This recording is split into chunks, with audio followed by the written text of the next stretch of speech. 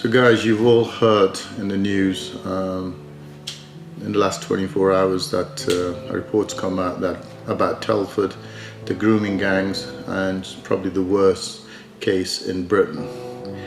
This is not actually frigging right, because every city across the UK, this kind of thing is happening on an industrial scale.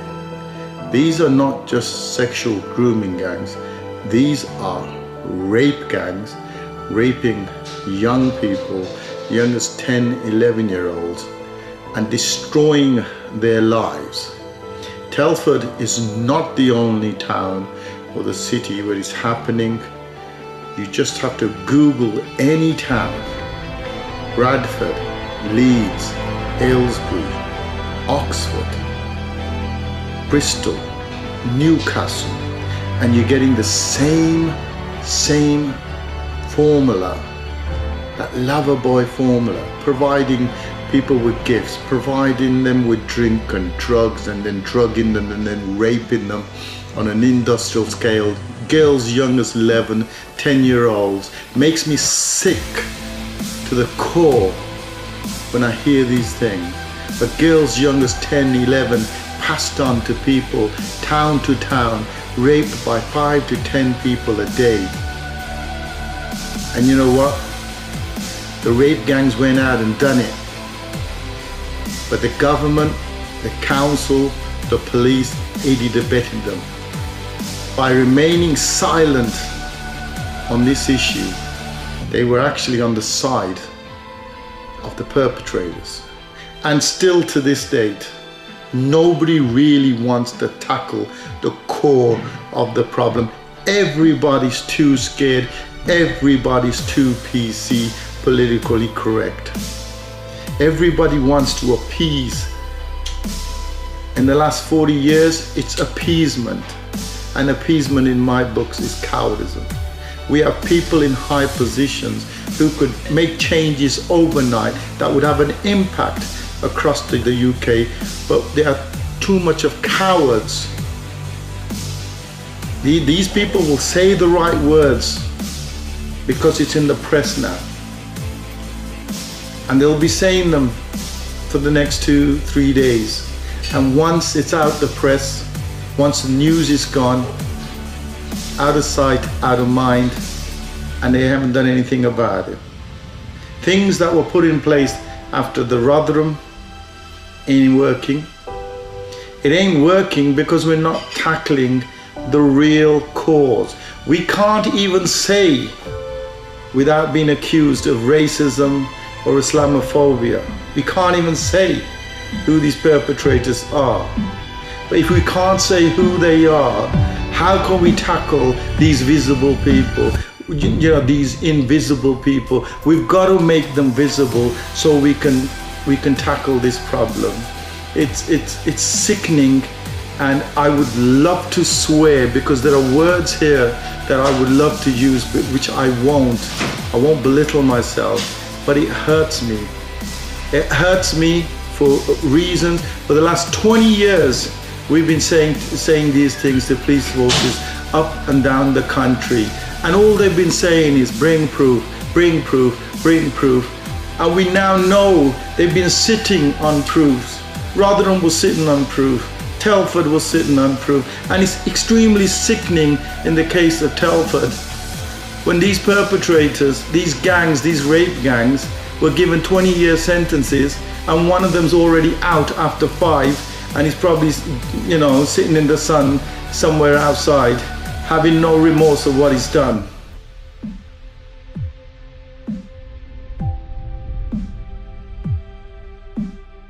An investigation into one of the worst cases of child sex abuse in the UK is stalling due to a lack of qualified personnel. The abuse scandal centres around the sexual exploitation of over 1,400 children over the course of 3 decades in the British town of Rotherham. It was revealed that 80% of the suspected perpetrators were of Pakistani origin.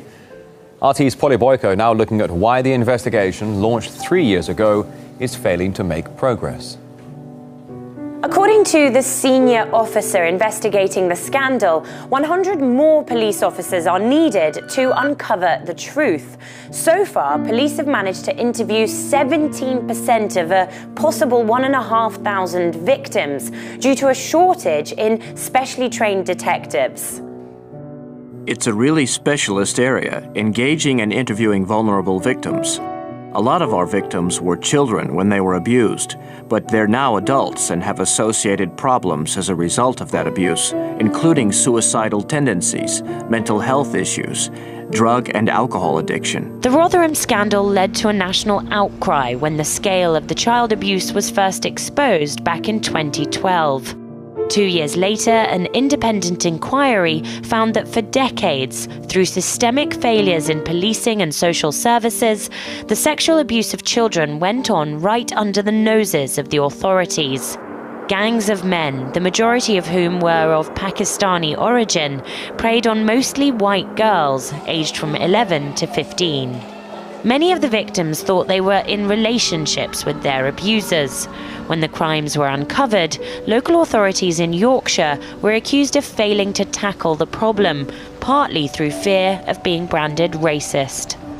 On the part of the authorities, in their cases, they were actually saying that these girls made a lifestyle choice. It's about the fact that the authorities didn't want to be branded racist. The ringleaders of the Rotherham grooming gang last year, I think, they're distant relatives of mine. But you know what? It doesn't change the responsibility that people like me have on tackling this particular issue. So I've been campaigning against child sexual exploitation and on-street gang grooming gangs who are predominantly of a Pakistani origin for over 10 years. The investigation into Rotherham abuse has cost £10 million so far. 4 individuals have been convicted, 18 have been charged, and 38 have been arrested. No one senior has been held to account. And with just 17% of the victims interviewed so far, all this may just be the tip of the iceberg. Coming up, an explosive report you just have to see to believe. Muslims rape gangs targeting girls by the thousands, but the truth is being silenced by political correctness. It's a huge scandal in Britain. Muslim rape gangs. You may not have heard much about it. It's been covered up by the media and the government. But now we're about to show you the entire story, and it is shocking. Dale Hurd brings us this incredible story from London. Some scandals are so massive that they're simply hard to believe. But this one is true. As many as 1 million white English children may have been the victims of Muslim rape gangs, better known as grooming gangs, in towns up and down Great Britain. Policy analyst George Igler. I mean, when you counter an issue that is just so unbelievable, just so outside your frame of reference and understanding, the immediate human reaction is just not want to believe it at all. Perhaps even harder to believe is that while there have been prosecutions, British authorities have still not stopped this criminal activity. There's a particular problem involving Pakistani heritage men who target young, vulnerable white English girls. Not my words, but a member of Parliament, Jack Straw, who also said these Pakistani heritage men view white English girls as, quote, easy meat. This is when some shout racism, but here are the facts. Calculations based on convictions show that a British Muslim male is 170 times more likely to be part of a sex grooming gang than a non-Muslim. And there are no recorded instances of non-Muslims doing this to Muslim girls as part of a criminal enterprise. In one local jurisdiction, it was estimated that 6 out of 7 Muslim males either knew about or were part of a grooming gang. What you do not have is any example of non-Muslim men targeting Muslim girls for this organized form of abuse. So the argument that this crime exists everywhere is not only false, but is being deliberately cultivated by the media and by the government inquiry that is kicking the can down the road. The grooming gangs have been traced back as far as the late 1980s. At-risk white English girls, often from broken homes and some as young as 9 years old, were wooed or groomed by teenage Muslim boys called Romeos, and even by groups of Muslim men who hung around school gates. The plan was to make the girl feel important. She was given gifts and drugs, but she was being groomed to be a drug-addicted prostitute. Then came the gang rapes. The girls were threatened with death if they tried to flee. It's not just sexual abuse. It is unspeakable levels of violence. Victims being raped with knives, victims being raped with bottles, victims having their tongue nailed to tables. These are sometimes girls who are being picked up from children's homes on a Friday, are being raped during the course of the weekend by hundreds of men, and then returned with bleeding groins back to the children's homes on a Monday morning, and they don't do anything about it at all. Christine's goddaughter was preyed on by the grooming gangs and is helping girls through the group Women Against Grooming. They pulled up by the side of her in cars. They tried to get her in the car. They were talking to her. Come on, come with us. We'll take you here. We'll take you there. Were you saying that the authorities make it sound like it's the English girl's fault? Yeah, or the parents' fault. It's your fault because you haven't got control of your child. If you are a young English girl, particularly between the ages of 9 and 14, and you find yourself subject to the perversions of Muslim men, you effectively exist in a country where the forces of law and order don't exist at all. Stephen Lennon, also known as Tommy Robinson, former leader of the English Defence League, was just a young boy in the town of Luton when he learned a family member had been victimized by a grooming gang. My cousin was raped and she was found naked running from the Muslim community, aged 13. The police wouldn't help. All the police would say is she's a drug addict. She was a drug addict because they got her hooked on drugs after grooming and raping her. Some say grooming gangs originate from a particular region of Pakistan, but others point out that the Quran encourages Muslims to take enemy women as sex slaves, and that Muhammad had sex with a 9-year-old wife.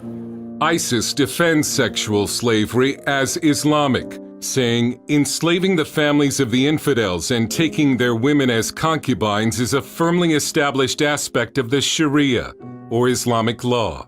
The reason these crimes were covered up and continue to this day is political correctness. No one wanted to be called a racist. The definitive book on this scandal is Easy Meat by Peter McLaughlin, who declined an on-camera interview for safety reasons. He told us journalists would not speak about it because the perpetrators were mostly dark-skinned and Muslim. Childcare professionals used political correctness as an omerta, a code of silence concerning what the public was allowed to know.